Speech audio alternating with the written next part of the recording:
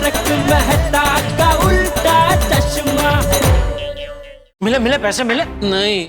क्यों? मैंने जब वहाँ उस रिसेप्शनिस्ट को बोला कि मुझे भोगीलाल से मिलना है तो उसने इंटरकॉम पे किसी के साथ बात की और फिर मुझसे कहा भोगीलाल जी ऑफिस में नहीं है। उसने अपनी केबिन के बाहर 2 हट्टे कट्टे 6 फुट के सिक्योरिटी गार्ड खड़े कर दिए हैं। उन्होंने मेरी कोशिश को नाकामयाब कर दिया। हाय जेठा जी। बबीता जी। हाय हाय बागा भाई। हाय जेठा जी। बबीता जी आप भी आए हैं? दो डिलीवरी दे दो। आपको मैसेज आया है शायद। हाँ। पढ़ लीजिए ना प्लीज। Excuse me. प्लीज। सेठ जी झूठ बोले कौवा काटे, इनको सच सच बता दीजिए। मैसेज पढ़कर हो गया? हाँ। तो फिर फटाफट हमको डिलीवरी दे दो, हम लोग चलते हैं।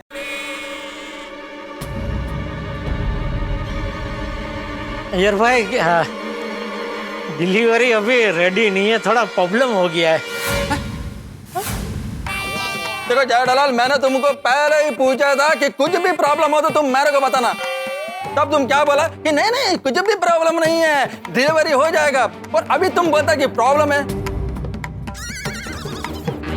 बबीता, मेरे को पहले ही मालूम था कि जयदलाल कुछ ना कुछ गड़बड़ जरूर करेगा। अभी देखा, कर दिया ना गड़बड़। क्या यार तुम भी, तुम्हें पता है ना जेठा जी को मजाक करने की आदत है। वो मजाक करे, देखो है ना जेठा जी।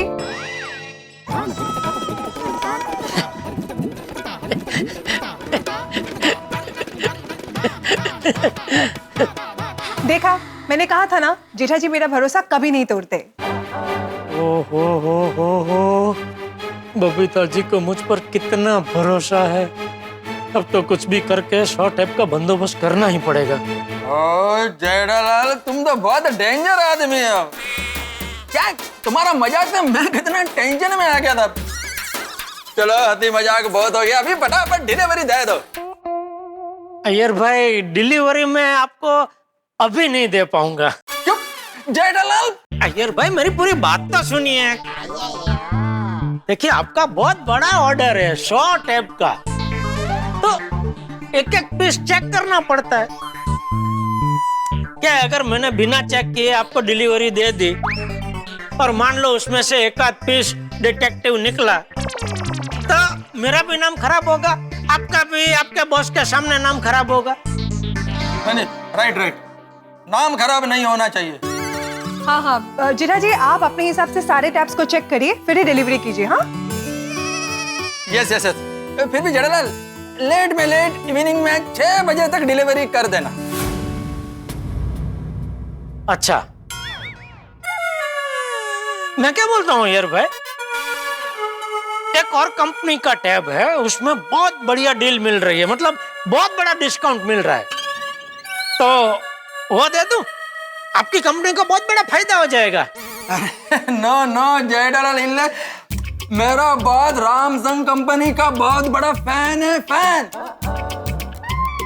अरे वो हर प्रोडक्ट रामसंग कंपनी का ही यूज करता है, इसलिए टैब भी रामसंग कंपनी का ही चाहिए।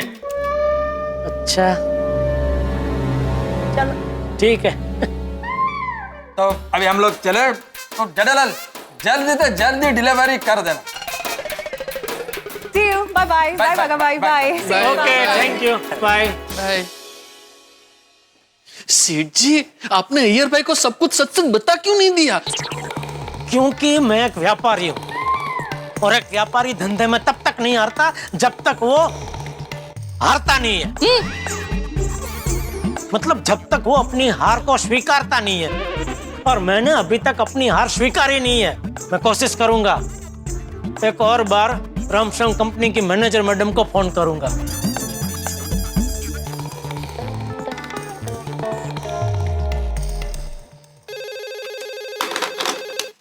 हेलो।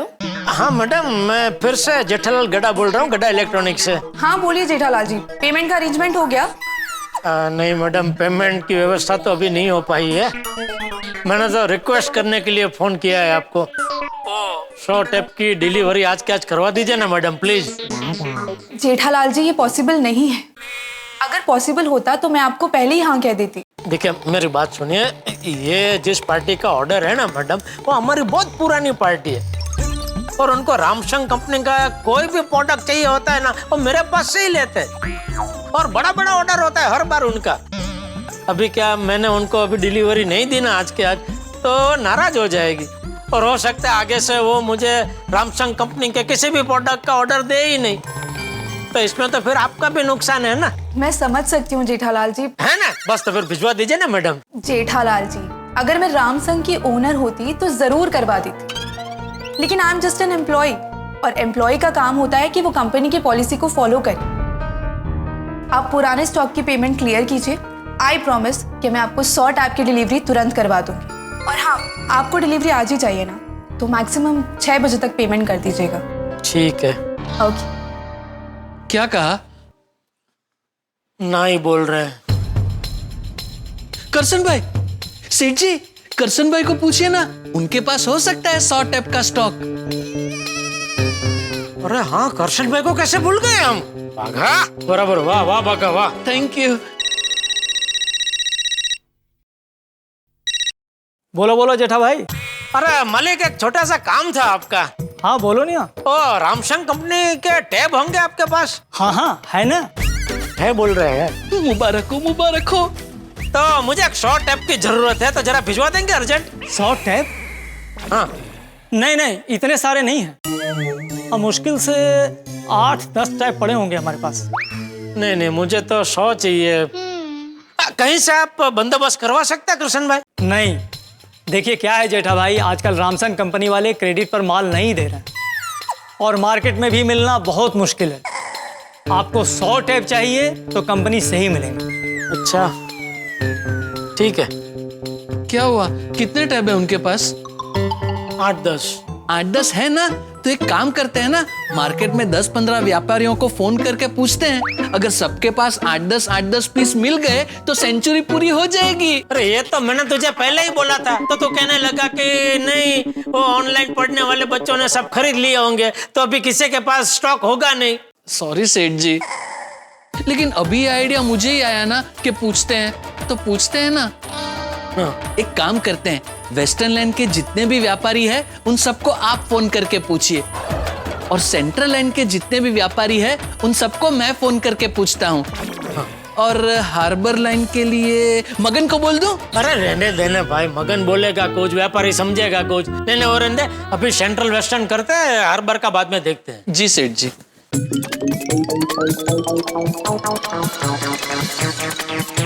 हाँ धीरज भाई।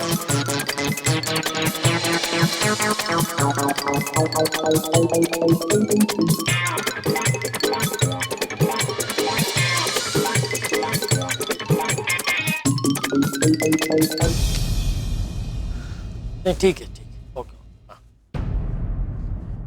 मिला नहीं आपको? क्या करे बाघा। सेठ जी, हमारी बैंक से हमें शॉर्ट टर्म लोन नहीं मिल सकता, क्योंकि क्या है, अगर हमें लोन मिल जाता है तो हम रामसंग कंपनी का पेमेंट क्लियर कर देंगे और फिर 100 टैप की डिलीवरी हमें कंपनी से ही मिल जाएगी। लोन तो पहले से ही एक हमारी बड़ी लोन चल रही है, अभी एक और लोन। एक बार पूछ के तो देखिए, हमारी जो लोन चल रही है उसके सारे इंस्टॉलमेंट टाइम टू टाइम हम भर रहे हैं, आज तक एक भी इंस्टॉलमेंट मिस नहीं हुआ। एक बार कोशिश तो करके देखिए। मुश्किल है पर कोशिश करके देखता हूँ।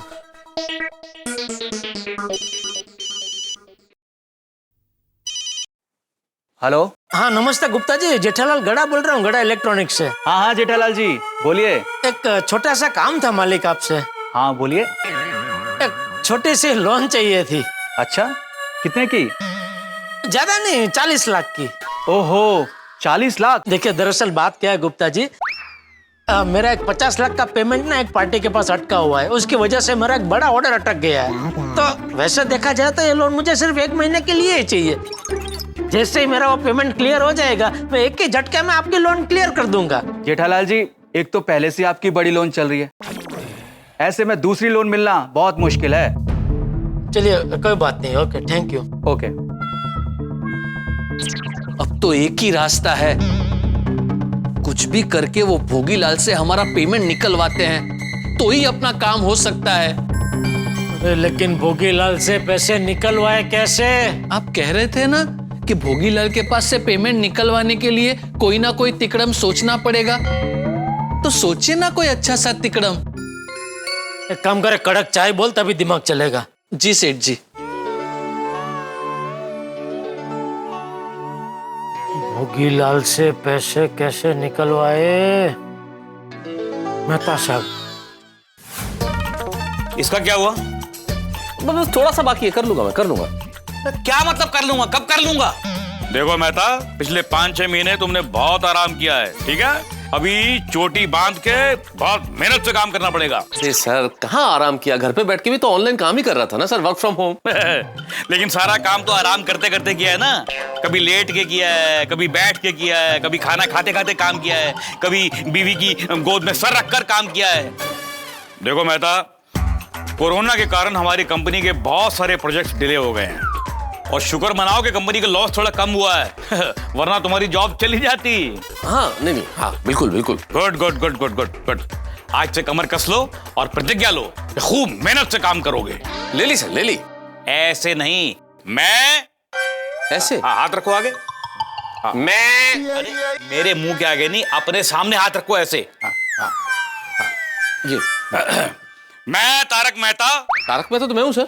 तुम्ही को बोलना है ये। मैं तारक मेहता। मैं तारक मेहता ये प्रतिज्ञा लेता हूँ कि आज से मैं मेहनत से काम करूंगा, ईमानदारी से काम करूंगा, समय बर्बाद नहीं करूंगा नहीं, बिल्कुल नहीं करूंगा और फालतू के फोन बिल्कुल नहीं उठाऊंगा। लो, नाम लियो और तुम्हारा फोन बजा। नहीं, क्या है ये?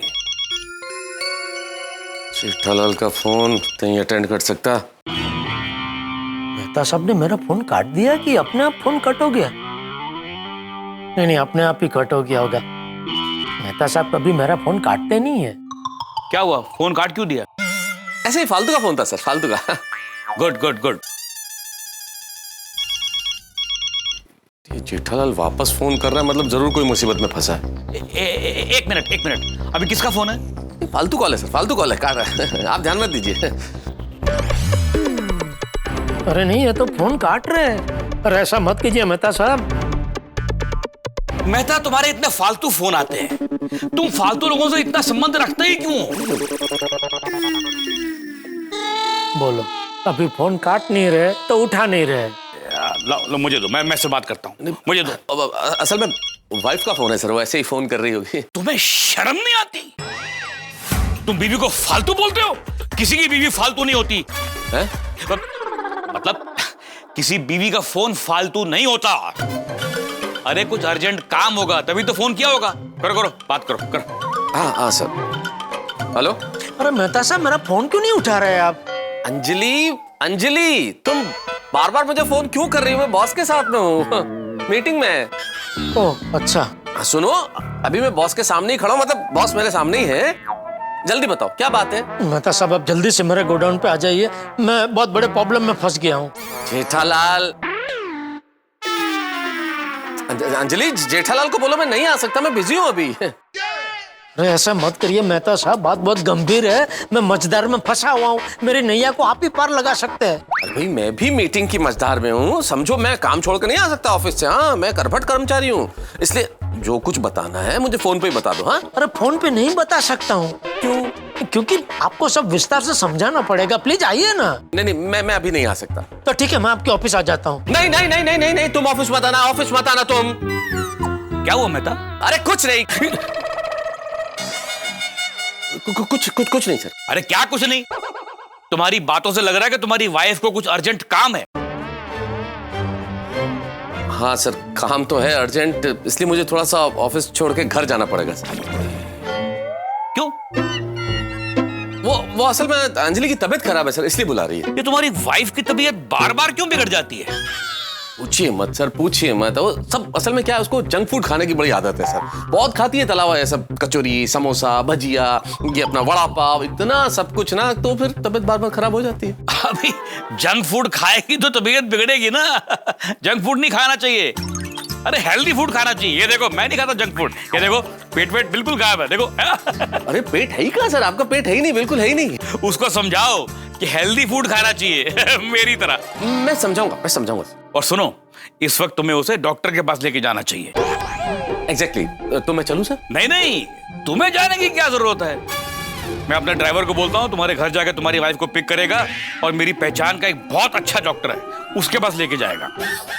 नहीं, आपकी पहचान का तो अच्छा ही होगा सर, इसमें तो कोई कहने की बात ही नहीं। पर वो पर्टिकुलर डॉक्टर है, वही अंजलि का इलाज करता है, उसी को हिस्ट्री पता है सारी, तो वो उसी के साथ कंफर्टेबल है। उसे मालूम है ना कि क्या क्या दवाई पहले दी है, तो वो बाकी कहीं और डॉक्टर के पास जाएगी नहीं सर, मानेगी नहीं वो। लो मुझे दो, मैं बात करता हूँ। आप बात कर पाएंगे? कर पाएंगे मतलब? क्यों नहीं कर पाएंगे, मैं तुम्हारा बॉस हूँ भाई। फोन स्पीकर पे डालो, मैं उनको समझाता हूँ। आज गई नौकरी तारक मेहता। क्या सोच कर रहे हो? अरे डालो ना स्पीकर पे, मैं बात करता हूँ। बैठे। जी, डालो स्पीकर पे, बात करूं मैं। हाँ बात है। अंजलि, तुम स्पीकर पे हो, बॉस सुन रहे हैं तुम्हारी आवाज, तो बॉस तुमसे बात करेंगे, संभाल लेना। संभाल लेना मतलब? वो तबीयत खराब है ना, तो जरा संभल के बात करना। आई मीन टू से दिस। हेलो मेहता भाभी। हेलो, नमस्ते सर। ये आपकी आवाज को क्या हो गया? वो कल मैंने गर्मा गर्म जलेबी फाफड़ा खाए थे, साथ में तली हुई मिर्ची भी खाई थी, और ऊपर से वो ठंडी ठंडी आइसक्रीम खा ली थी, तो उसकी वजह से मेरी आवाज बैठ चुकी है। अब भाभी, अगर आप तला हुआ खाओगे तो गला तो खराब होगा ही ना। देखो भाभी, तला हुआ ना खाने में ही भला है। हाँ, गला तो खराब है ही, तबीयत भी कुछ ठीक नहीं लग रही है, मैं ठीक से खड़ी भी नहीं हो पा रही हूँ। अरे लेकिन आपको खड़ा होना ही क्यों है? आप शांति से घर में बैठिए ना, आराम से। बैठा भी नहीं जा रहा है, बहुत बेचैनी सी लग।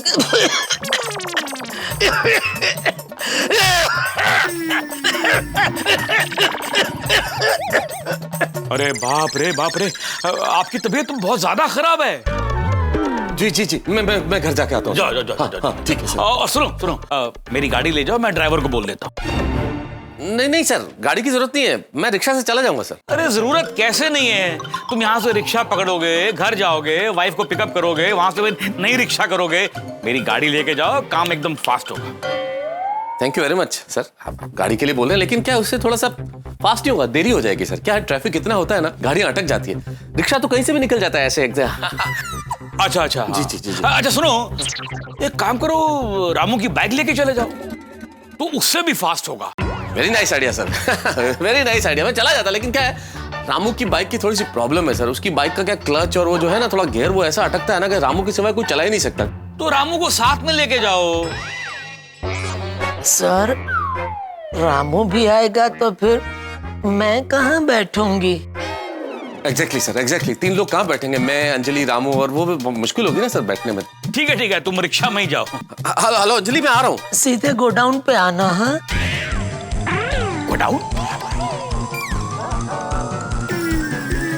तुम्हारे घर में गोडाउन भी है? क्या है, अंजलि को जल्दी से डॉक्टर के पास जाना है ना सर, तो हमारे घर के पास एक गोडाउन वाली गली है, वहाँ ट्रैफिक कम रहता है, तो उसके कहने का मतलब है उस गली से होके आना तो टाइम कम लगेगा। ओके। चलिए सर, मैं निकलता हूँ, है ना? सुनो, जी। जो भी हो मुझे फोन करके बताते रहना है। हाँ sir. I am worried about जी। भाभी है यार। जी। मित्रों, यदि मैं आपसे एक सवाल करूं कि जीवन में सबसे ज्यादा जरूरी क्या है, कोई कहेगा भोजन, कोई कहेगा जल, कोई कहेगा ऑक्सीजन। बिल्कुल ठीक, ये बड़ी जरूरी चीज है, लेकिन यदि आप मुझसे पूछें कि सबसे ज्यादा जरूरी क्या, तो मैं कहूंगा एक सच्चा मित्र। सच्चा मित्र जीवन में न होना तो व्यक्ति बिल्कुल उस वृक्ष की तरह होता है जिसकी जड़ें नहीं है।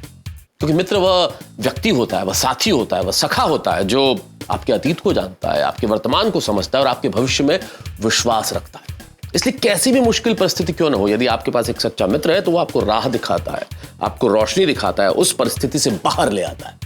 और इस मामले में जेठालाल बड़ी खुशकिस्मत है कि उनके पास एक सच्चा मित्र है, परम मित्र है, उनका फायर ब्रिगेड है, यानी कि मैं।